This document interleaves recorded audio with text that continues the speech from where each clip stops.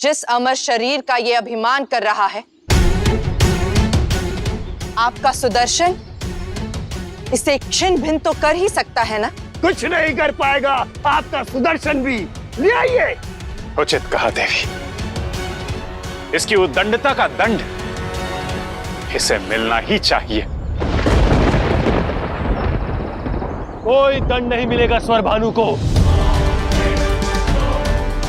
हम असुरों से अमृत छीन लिया, अब एक असुर अमर हुआ है, उससे उसकी अमरता छीनने नहीं दूंगा मैं।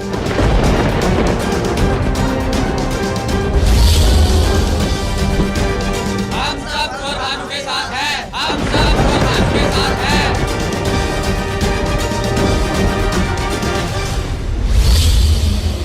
सावधान असुरराज।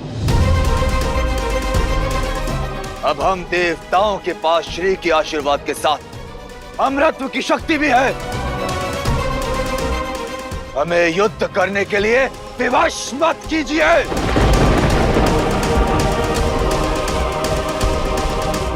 अमृत को छीनकर तो अन्याय तुमने किया था। और केवल अन्याय ही नहीं, मंथन के नियम तोड़े हैं तुमने, और काम के लोभ में फंसे भी तुम ही।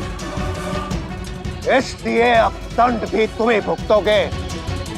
तुम सब क्या, ये स्वर भानु भी अमृत के योग्य नहीं है। असुर कहीं का। आक्रमण! रुको, रुको, रुको।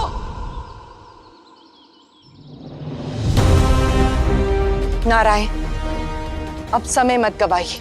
संतुलन के लिए सुदर्शन उठाइए, सुदर्शन उठाइए, सुदर्शन उठाइए।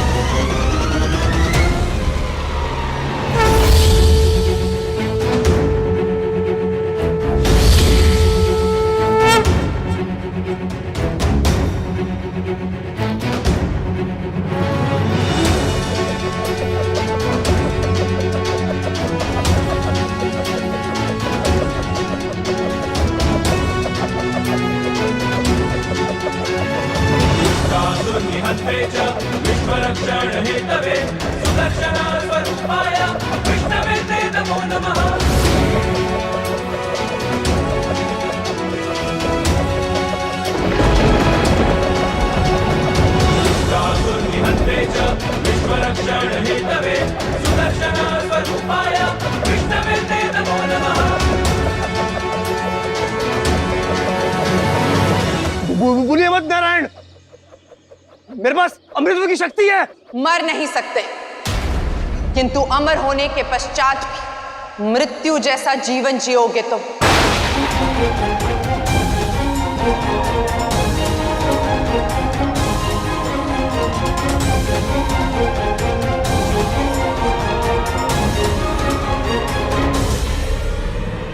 नहीं नारायण, नहीं।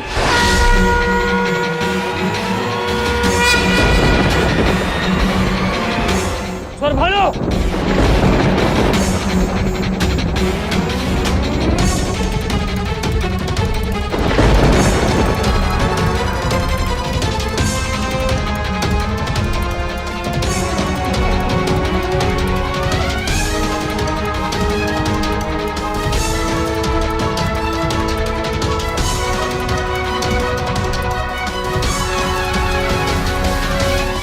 कोई मुझे बचाओ, बचाओ।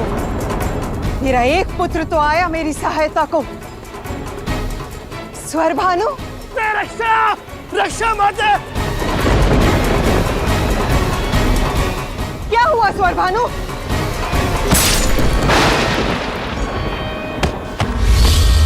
स्वर भानु, स्वर भानु।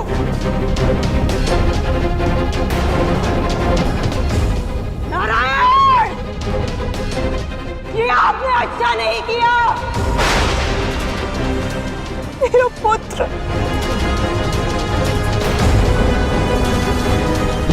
हजूर माता दीदी, कहाँ थी आप? आज नारायण ने फिर से हमें छल दिया। पूरा अमृत उन देवताओं को पिला दिया।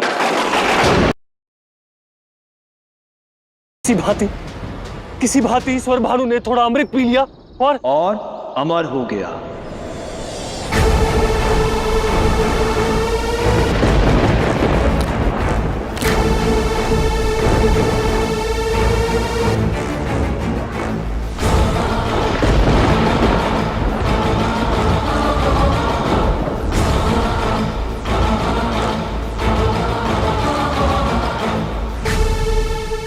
पर नारायण ने मुझे 2 टुकड़ों में बांट दिया और सृष्टि के अंत तक तुम इसी प्रकार विभक्त रहोगे। यही दंड है छल का।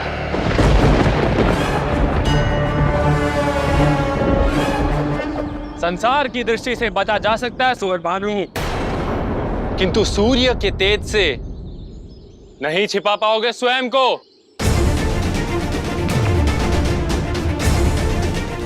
और ना ही बचा जा सकता है मेरी चंद्र की दृष्टि से। और इसी कारणवश हमने तुम्हें इतनी सरलता से जो पकड़ लिया। मूर्ख, ऐसे ही नहीं मुझे ग्रहों का राजा कहा जाता है। स्मरण रहे स्वरभानु, हमारा प्रभाव और प्रकाश इस सृष्टि के कण कण पर होता है। नहीं बचेगा ना तुम्हारा अस्तित्व, ना तुम्हारा प्रकाश।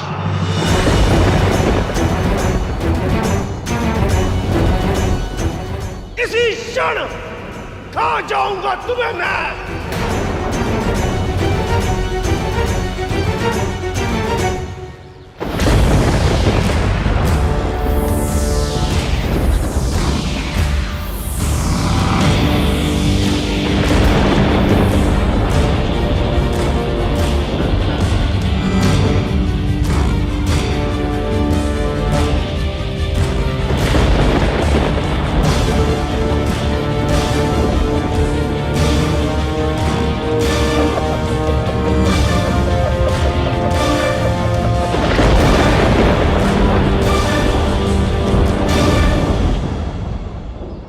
नहीं नारायण, मत रोकिए मुझे। ये दोनों मेरे ग्रास हैं और अनंत काल तक तुम्हारे ग्रास रहेंगे। नारायण, ये आप क्या कह रहे हैं? हाँ नारायण, इस संसार को हमारी आवश्यकता है। सृष्टि को केवल संतुलन की आवश्यकता है, और संतुलन संभव है न्याय से। जिन विकारों के कारण असुरों ने अमृत खोया, आज आप दोनों भी अहंकार के उसी विकार से ग्रस्त हैं, दंड के भागी हैं। सभी ग्रहों में श्रेष्ठ हैं आप, किंतु अहंकार के विकार ने आप दोनों से आपकी श्रेष्ठता छीन ली।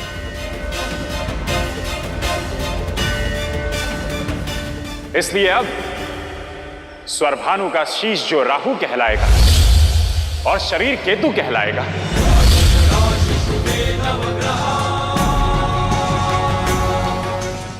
अनंत काल तक राहु आपको ग्रास करने का सामर्थ्य रखेगा, ताकि आप दोनों को यह ध्यान रहे कि समय और काल से कोई भी परे नहीं है।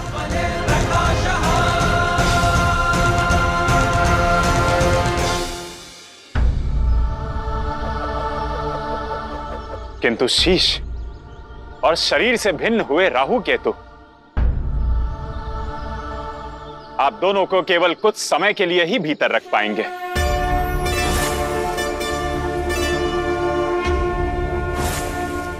धन्य हैं आप नारायण। देख रही हैं असुर माता दिति, ये है न्याय नारायण का, जहां कोई भेदभाव नहीं होता। राहु केतु, अमृत का मान रखना होगा मुझे, और सृष्टि में तुम्हें उचित स्थान भी देना होगा। इसलिए तुम दोनों नवग्रहों को पूरा करोगे। किंतु द्रव्य ना होने के कारण तुम दोनों छाया ग्रह कहलाओगे। छाया ग्रह? राहु, अमृतत्व की इच्छा से तुम्हें अस्तित्व मिला है, इसलिए इच्छाओं के संरक्षक ग्रह तुम होगे। और केतु,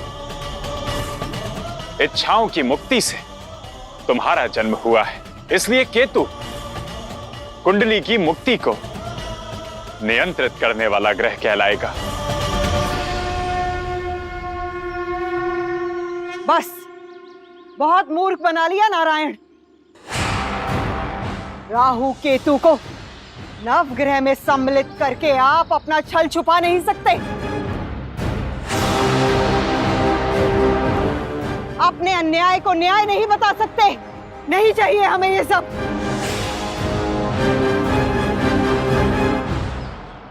हमें क्या चाहिए और हम किसके योग्य हैं, इसके अंतर के बीच संतुलन बनाना ही मेरा कर्तव्य है असुर माता। जो जिसके योग्य है उसे वो देना न्याय है, अन्याय नहीं। कौन अन्याय है ये? आपने असुरों के साथ छल किया है। आप छलिया हैं, झूठे हैं आप। झूठे हैं, छलिए हैं, झूठे हैं, छलिए हैं। इन असुरों का दुस्साहस मैं आज समाप्त कर ही देता हूं। नहीं देवराज,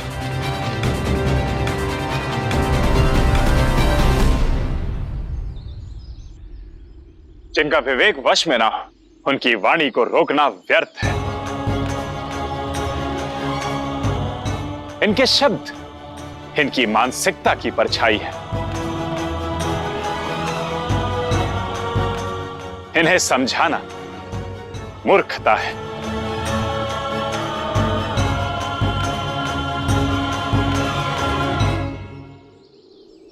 आप सभी जाइए और स्वर्गलोक और अपना दायित्व संभालिए।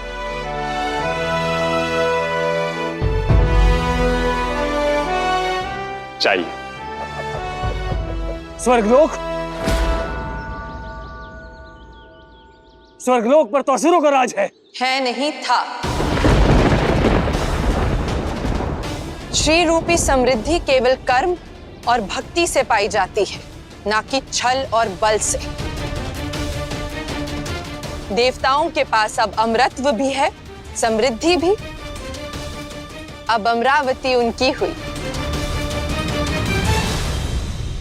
किसी के बोल देने मात्र से असुरों का परिश्रम व्यर्थ नहीं हो सकता। सावधान देवी, आप देव असुर संग्राम को निमंत्रण दे रही है।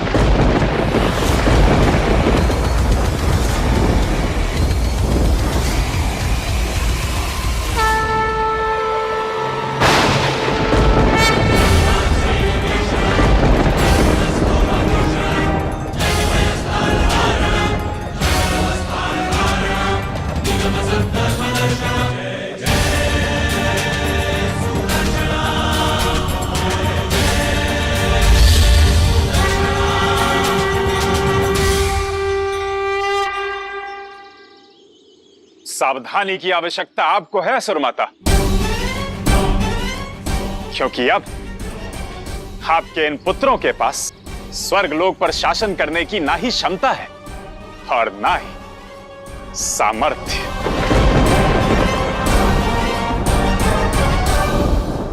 असुर माता, अमृत पीने के पश्चात भी स्वरभानु का शीश कट गया। स्मरण रहे असुर माता, आपके इन असुर पुत्रों ने तो अमृत भी ग्रहण नहीं किया है। इनकी क्या दुर्दशा होगी, सोचिए।